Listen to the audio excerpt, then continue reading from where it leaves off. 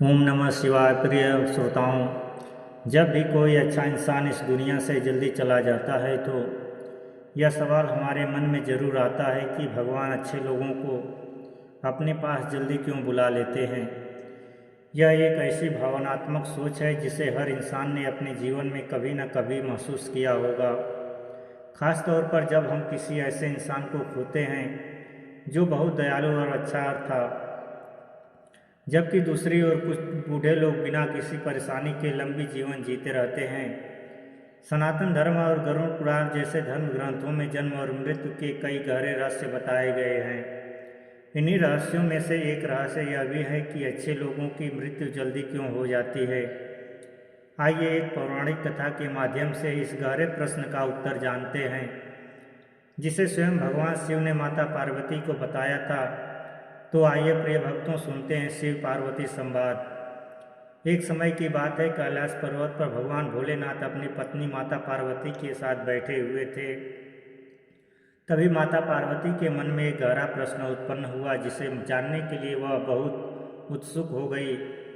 उन्होंने भगवान शिव से पूछा, हे स्वामी, मैंने पृथ्वी लोक पर भ्रमण करते हुए देखा है कि जो लोग बहुत अच्छे और धर्मात्मा हैं वे जीवन में अक्सर दुखी और परेशान रहते हैं, जबकि जो लोग छल कपट और बुराई करते हैं वे खुशी से अपना जीवन जीते हैं। मुझे यह देखकर बड़ा आश्चर्य हुआ। मैं अब ये जानना चाहती हूँ कि अच्छे लोगों की मृत्यु इतनी जल्दी क्यों हो जाती है जबकि बुरे लोग लंबी जीवन जीते हैं। क्या इसके पीछे कोई बड़ा रहस्य है? भगवान शिव मुस्कुराते हुए बोले, हे देवी, आपका प्रश्न अति उत्तम है। आपने समस्त मानव जाति के लिए एक अत्यंत महत्वपूर्ण प्रश्न किया है। मैं आपको इस प्रश्न का उत्तर एक अत्यंत महत्वपूर्ण कथा के माध्यम से बताता हूँ, जिसे आपको ध्यानपूर्वक पूरा सुनना चाहिए। जो भी मनुष्य इस कथा को सुनेगा उसे जीवन के विषय में महत्वपूर्ण ज्ञान प्राप्त होगा और उसके अनेक कष्टों का निवारण हो जाएगा। माता पार्वती ने कहा, हे स्वामी, आप मुझे वह कथा सुनाइए, मैं इसे ध्यानपूर्वक सुनूंगी। भगवान शिव कथा सुनाते हुए कहते हैं, हे देवी, बहुत समय पहले एक गांव में धर्मदत्त नाम का एक किसान रहता था। वह अत्यंत सज्जन, दयालु और धर्मपरायण व्यक्ति था। वह अपनी भूमि की देखभाल तो करता ही था, साथ ही जरूरतमंदों की सहायता भी करता था। वह भूखों को भोजन कराता और हमेशा सत्य और अहिंसा के मार्ग पर चलता था। उसकी दया और परोपकार के कार्य पूरे गांव में प्रसिद्ध थे। धर्मदत्त की एक सुंदर और धर्मपरायण पत्नी थी। वे दोनों हंसी खुशी जीवन व्यतीत कर रहे थे। एक बार उस गांव में भयंकर सूखा पड़ा। नदियां सूख गई, फसलें मुरझा गई और लोगों के पास खाने को अन्न भी नहीं बचा। ऐसे कठिन समय में धर्मदत्त ने अपनी सारी जमा पूंजी से अन्न खरीदा और गांव वालों को बांटना शुरू कर दिया। जब किसी ने उससे पूछा कि वह अपने परिवार के लिए अन्न क्यों नहीं बचा रहा है, तो उसने मुस्कुराकर कहा, जब मेरा पूरा गांव भूखा है तो मैं अकेले पेट भर कर कैसे जी सकता हूँ। उसकी पत्नी कभी कभी चिंतित होकर कहती, हे स्वामी, हमें अपने भविष्य के बारे में भी सोचना चाहिए। यदि हम इतना अन्न बांट देंगे तो हमारे पास क्या बचेगा। इस पर धर्मदत्त हंसकर उत्तर देता है, कल की चिंता मैं भगवान पर छोड़ता हूँ। आज अगर मैं किसी भूखे की मदद कर सकता हूँ तो यही मेरा सबसे बड़ा पुण्य है। उसी गांव में कालू नाम का एक अन्य व्यक्ति भी रहता था, जो छल कपट और बुराई से लिप्त था। वह लोगों को ठगता, दूसरों की संपत्ति हड़प लेता और अपने सुख के लिए किसी का भी अहित करने से नहीं हिचकिचाता था। जब गांव में सूखा पड़ा तो उसने अपने गोदाम में अन्न छिपाकर रख लिया और उसे ऊंचे दामों में लोगों को बेचना शुरू कर दिया। गरीब लोग भूख से तड़प रहे थे, पर कालू को इसकी कोई परवाह नहीं थी। वह अक्सर धर्मदत्त को ताना मारता, अरे धर्मदत्त, तू तो बड़ा पुण्यात्मा बनता है, देखना तेरी दानवीरता तुझे कहीं का ही नहीं छोड़ेगी, अंत में तू खुद भूखा मरेगा। लेकिन धर्मदत्त इन बातों पर ध्यान नहीं देता और अपना परोपकार का कार्य करता रहा। एक दिन अचानक धर्मदत्त बीमार पड़ गया। गांव वालों ने उसकी बहुत सेवा की, लेकिन उसकी हालत बिगड़ती गई। और आखिरकार एक दिन उसने अपने प्राण त्याग दिए। पूरे गांव में शोक की लहर दौड़ गई। लोग कहने लगे, भगवान ने इतना अच्छा इंसान क्यों छीन लिया। धर्मदत्त जैसे सज्जन व्यक्ति की इतनी जल्दी मृत्यु क्यों हो गई, जबकि कालू जैसे लोग भी सुखी जीवन जी रहे हैं। भगवान शिव ने कथा जारी रखते हुए कहा, हे देवी, मृत्यु के बाद जब धर्मदत्त की आत्मा स्वर्ग पहुंची तो उसे यमराज के दरबार में बुलाया गया। धर्मदत्त ने हाथ जोड़कर पूछा, हे प्रभु, मैंने जीवन भर भलाई की, फिर भी मेरी मृत्यु इतनी जल्दी क्यों हो गई। यमराज मुस्कुराए और बोले, पुत्र, तुम्हारे पिछले जन्म के कुछ पाप शेष थे जिन्हें इस जन्म में समाप्त करना आवश्यक था। तुम्हारी भलाई और पुण्य इतने महान थे कि उन पापों का नाश शीघ्र ही हो गया। इसलिए मैंने तुम्हें जल्दी बुला लिया ताकि तुम इस संसार के दुखों से मुक्त होकर स्वर्ग के आनंद का अनुभव कर सको। फिर यमराज ने कहा, रही बात कालू जैसे लोगों की, तो वे भले ही आज सुख भोग रहे हैं, लेकिन वे अपने पुराने पुण्यों का फल भोग रहे हैं। जब उनके पुण्य समाप्त हो जाएंगे तो उनके पाप उन्हें दंड दिलाएंगे। धर्मदत्त की आत्मा भगवान के चरणों में लीन हो गई और उसे मोक्ष प्राप्त हुआ। उधर कालू ने लंबा जीवन जिया, लेकिन उसने कभी भी कोई पुण्य कार्य नहीं किया। उसने अपने जीवन में कई पाप किए थे, गरीबों का शोषण, जरूरतमंदों की मदद ना करना और स्वार्थ के लिए दूसरों का अपमान करना। जब उसकी मृत्यु हुई तो उसकी आत्मा यमलोक पहुंची। वहाँ चित्रगुप्त ने उसके जीवन के सारे कर्मों का लेखा जोखा रखा। चित्रगुप्त बोले, कालू, तुमने पिछले जीवन में अत्यधिक पाप किए हैं, तुम्हारे कर्मों का फल तुम्हें अगले जन्म में भोगना होगा। कालू की आत्मा डर गई और उसने विनती की, क्या कोई रास्ता नहीं है, इससे मैं इस पापों को बच सकूं। चित्रगुप्त ने गंभीर स्वर में कहा, आत्मा को अपने कर्मों का फल भोगना पड़ता है। अब तुम्हारा नया जीवन इस संसार में प्रारंभ होगा। भगवान शिव ने आगे बताया, हे देवी, कालू ने अगले जन्म में गोपाल नाम के व्यक्ति के रूप में जन्म लिया। वह एक गरीब परिवार में पैदा हुआ और जन्म से ही उसके जीवन में दुखों की कोई कमी नहीं थी।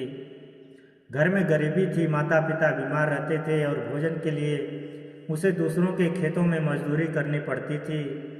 जब वह बड़ा हुआ तो उसने कई बार मेहनत करके अपना जीवन सुधारने की कोशिश की, लेकिन हर बार किस्मत उसके खिलाफ रही। जहाँ वह काम करता वहाँ उसे अपमानित किया जाता, लोग उसे धोखा देते और कभी कभी तो उसे भूखा ही सोना पड़ता। एक दिन गांव में अकाल पड़ा और लोग भूख से तड़पने लगे। गोपाल ने मदद के लिए बहुत कोशिश की, लेकिन कोई भी उसकी सहायता के लिए तैयार नहीं हुआ। ठीक वैसे ही जैसे पिछले जन्म में कालू ने धर्मदत्त और गांव वालों के साथ किया था। उसे याद नहीं था कि उसने पिछले जन्म में कितनी बुराइयां की थी, लेकिन उसके कर्मों का फल उसे एक एक करके मिल रहा था। जब वह लोगों से मदद मांगने जाता तो लोग उसे धक्का देकर भगा देते। जिस तरह वह दूसरों के साथ कठोरता से पेश आता था, अब वही व्यवहार उसे सहना पड़ रहा था। एक दिन गोपाल बहुत बीमार हो गया और गांव के मंदिर के बाहर गिर पड़ा। वहीं से एक साधु गुजर रहे थे। उन्होंने गोपाल को पानी पिलाया और अपनी उसकी देखभाल की। जब गोपाल को होश आया तो उसने साधु से पूछा, हे स्वामी, मेरा जीवन इतना कष्टमय क्यों है? मैंने ऐसा कौन सा पाप किया है? साधु ने ध्यान लगाया और कहा, पुत्र, यह सब तुम्हारे पिछले जन्मों के कर्म का परिणाम है। पहले तुमने लोगों को भूखा रखा, उनका शोषण किया और कभी किसी की सहायता नहीं की। अब वही दुख तुम्हारे मिल रहे हैं। गोपाल की आंखों में आंसू आ गए और उसने साधु के चरणों में गिरकर कहा, स्वामी, क्या अब कुछ नहीं हो सकता? क्या मैं अपने कर्मों को सुधार नहीं सकता? साधु ने उसे समझाया, हर कर्म का प्रभाव होता है, लेकिन सच्चे हृदय से पश्चाताप और सेवा करने से पुराने पापों का बोझ हल्का हो जाता है। अगर तुम अब अच्छे कर्म करो, दूसरे की मदद करो और सच्चे मन से प्रायश्चित करो, तुम्हारा भविष्य सुधर सकता है। उस दिन के बाद गोपाल ने अपना जीवन बदल लिया। वह मजदूरी करता, लेकिन जितना भी कमाता उसमें से थोड़ा जरूरतमंदों को दान करता। वह बीमारों की सेवा करता, पशुओं की देखभाल करता और हर प्राणी में ईश्वर को देखने लगा। धीरे धीरे उसके जीवन में सुधार आना शुरू हो गया। उसके कर्मों के फल बदलने लगे और अब उसकी मृत्यु हुई। और जब उसकी मृत्यु हुई तब वह एक संत के रूप में इस संसार को छोड़कर गया। अगले जन्म में उसे एक पुण्य आत्मा के रूप में जन्म मिला, जहाँ उसने शांति और आनंद का अनुभव किया। भगवान शिव ने अपनी कथा का सार बताते हुए माता पार्वती से कहा, हे देवी, अच्छे लोगों की मृत्यु जल्दी इसलिए हो जाती है क्योंकि वे अपने शेष कर्मों का फल शीघ्र भोग कर इस संसार के दुखों और बंधनों से मुक्त हो जाते हैं। उनके पुण्य इतने महान होते हैं कि वे अपने पापों का प्रायश्चित जल्दी कर लेते हैं, इसलिए मृत्यु उसके लिए मोक्ष का द्वार बन जाती है, जो उन्हें शीघ्र ही परमात्मा के समीप ले जाती है। वही बुरे लोग अपने पापों के कारण सांसारिक बंधनों में फंसे रहते हैं ताकि वे अपनी बुराइयों के फलों का पूर्ण रूप से भोग कर सके। उन्हें अपने बुरे कर्मों का हिसाब चुकाने के लिए एक लंबा और कष्टमय जीवन मिलता है, चाहे वह इसी जन्म में हो या अगले जन्मों में। कर्म का चक्र अटल है और कोई भी इसे बच नहीं सकता। माता पार्वती ने सिर झुकाकर कहा, हे स्वामी, आज आपने मेरे मन के प्रश्न का समाधान कर दिया। अब मुझे समझ में आ गया है कि मृत्यु का समय पुण्य और पापों के संतुलन से तय होता है। अच्छे लोगों की मृत्यु जल्दी होना इस बात का संकेत है कि उनका संसार में बंधनों से मुक्त होने का समय आ गया है। प्रिय भक्तगणों, यह कथा हमें जीवन के कई महत्वपूर्ण सबक सिखाती है। कर्म का नित्य अटल है। हर मनुष्य को उसके कर्मों के अनुरूप ही फल मिलता है। अच्छे कर्म सुख दिलाते हैं और बुरे कर्म दुख में हमेशा सही मार्ग पर चलना चाहिए। अच्छाई का महत्व, मन की सच्चाई और अच्छाई कभी व्यर्थ नहीं जाती। यह वह पूजा है जिसकी खोज ईश्वर खुद करते हैं। आत्ममंथन हमें समय समय पर आत्मा मंथन करना चाहिए ताकि हम अपने गुणों और अवगुणों को पहचान सकें। धैर्य और उम्मीद जिंदगी में चुनौतियाँ हर किसी के हिस्से में आती है, लेकिन हमें हार नहीं माननी चाहिए। सब्र और परिश्रम से सफलता मिलती है। सही सोच, जीत और हार हमारी सोच पर निर्भर करती है। अगर हम ठान ले तो जीत निश्चय है। प्रिय भक्तों, जीवन एक संघर्ष है, लेकिन अगर हम अपने कर्मों को सुधार ले तो यह एक शानदार यात्रा बन जाती है। अपने सपनों का अंत